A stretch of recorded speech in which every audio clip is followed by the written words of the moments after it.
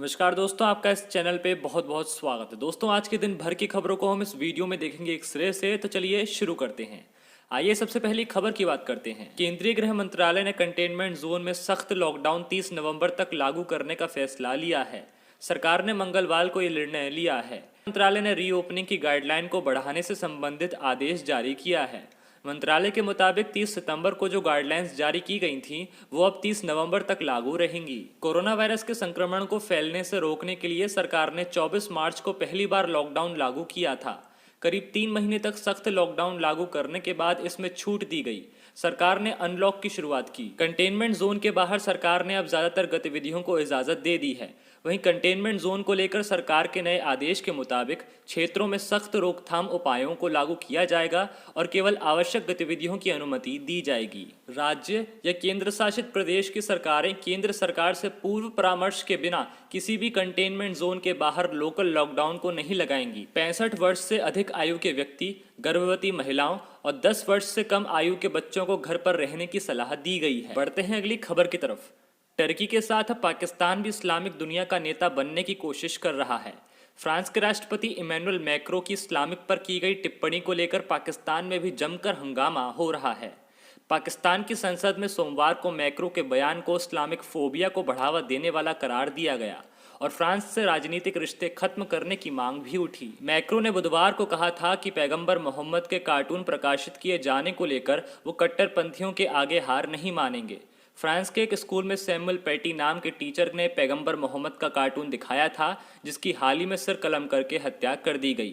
Macro ने अपने बयान में कहा था कि टीचर की हत्या इसलिए की गई क्योंकि इस्लामिस्ट हमारा भविष्य छीनना चाहते हैं। संसद के दोनों सदनों में इस मुद्दे पर निर्विरोध प्रस्ताव पारित किया गया। नेशनल असेंबली का प्रस्ताव कहीं ज्यादा सख्त था। ये प्रस्ताव पाकिस्तान के विदेश मंत्री शाह महमूद कुरैशी ने पेश किया।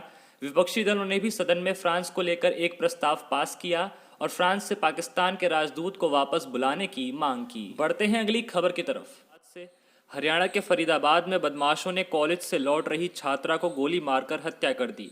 छात्रा बीकॉम फाइनल ईयर में थी।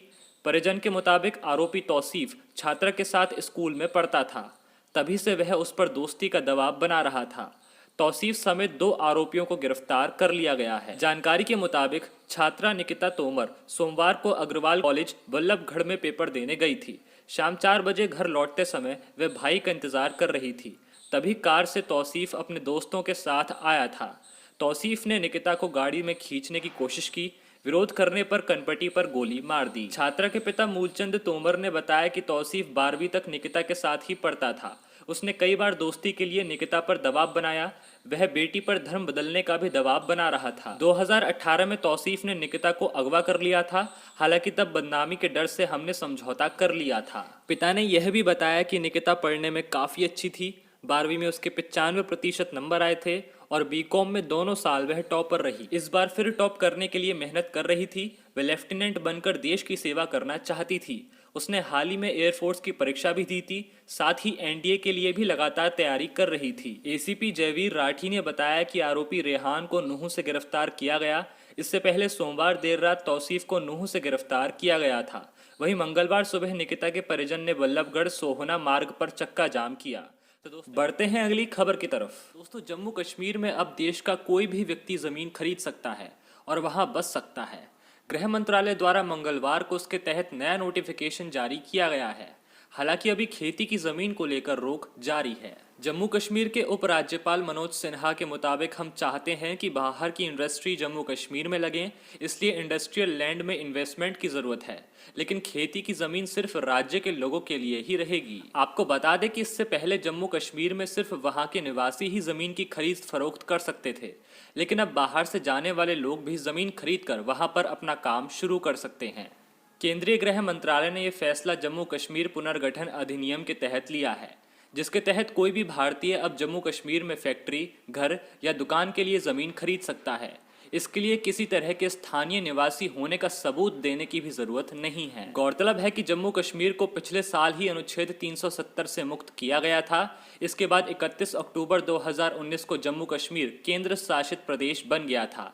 अब केंद्र शासित प्रदेश होने के 1 साल पूरे होने पर जमीन के कानून में बदलाव किया गया है।